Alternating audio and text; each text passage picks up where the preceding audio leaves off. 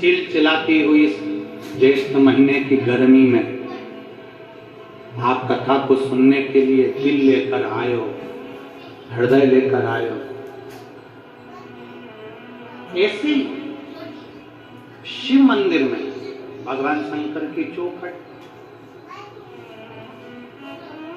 भगवान शंकर के शिवालय में अपना दिल लेकर जाओ, अपना हृदय लेकर जाओ। एक बहुत अच्छी कथा आती है, जरा ध्यान दीजिएगा, समझने का विषय है उस कथा में। एक बुढ़िया थी,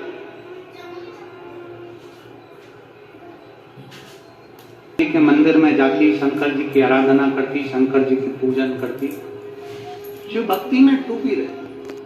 बुजुर्ग थी, बुढ़िया थी।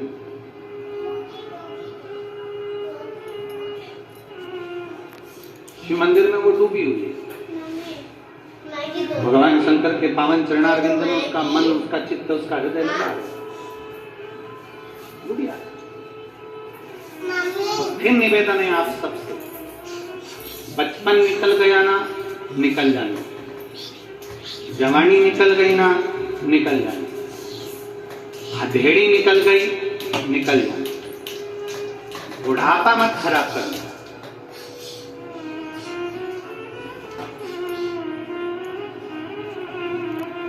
बुढ़ापे को खराब मत होने दो, बुढ़ापा मत बिगड़ना। हम जिन पवन खंडेलवाल जी के यहाँ ठहरे हुए हैं भगवान के पास में, उनके मंदिर में हम लोग को, तो जब हम पवन खंडेलवाल जी के यहाँ गए तो उनके मंदिर में जब पहुंचे, देवालय में, घर के अंदर मंदिर है, उसके अंदर दर्शन किया तो देखकर बड़ा आनंद आया, बड़ी प्रसन्नता।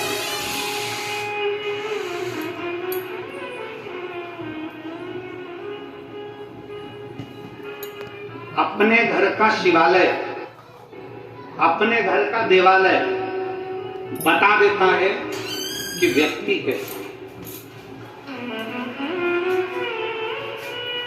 अगर किसी के घर में किसी व्यक्ति की परख करना है, वो कितना भी तुम्हारा चरण धुलाए, कितना भी लड्डू खिलाए, सबसे पहले उसके घर के मंदिर में जाओ और उसके मंदिर में देखकर भगवान को देखो और भगवान का दर्शन कर कर भगवान की दशा देखकर समझ जाओ। भगवान अगर चकाचक दिख रहा है तो समझ लेना कि सेवा भी चकाचक हो।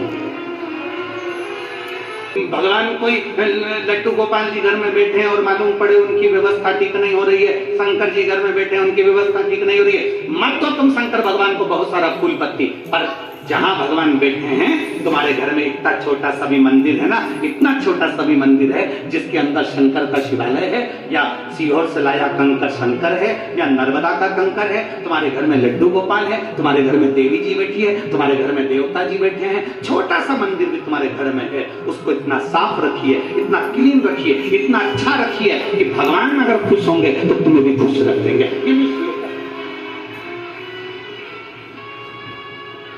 तो थी ना, वो जो घर में होता था वो भगवान को दे देते। बुढ़िया का काम ही है।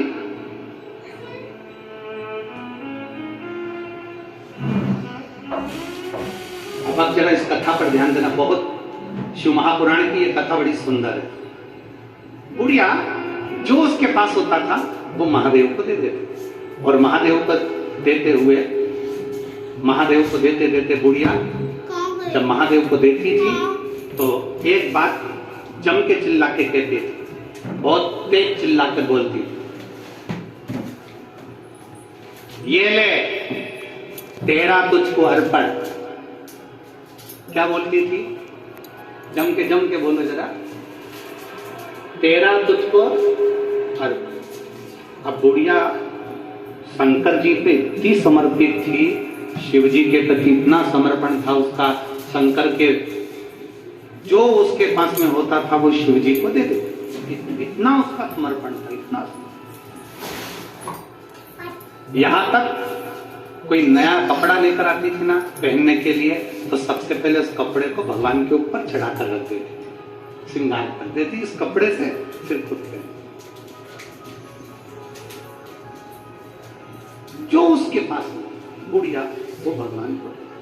एक आदत बड़ी बुरी थी, ये ले,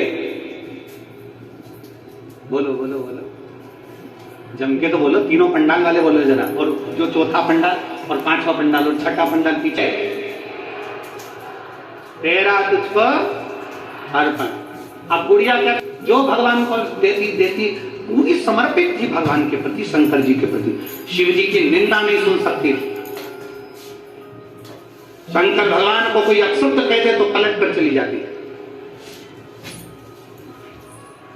शंकर भगवान का गुणगान करते, एक क्षण भी नहीं, भगवान शिव के बिना रह नहीं सकते, इतना समर्पण, इतना समर्पण। अब ये ले, अरे बोलो तो, तुम लोग तो कतई भूल जाते हो। ये कि तेरा तुझको अर्पण, कपड़े लाती तो भगवान को देती, तेरा तुझको अर्पण। अब उसने क्या करती, वो घर की झाड़ू लगा दी और घर की झाड़ू लगा के कचरा इकट्ठा करती।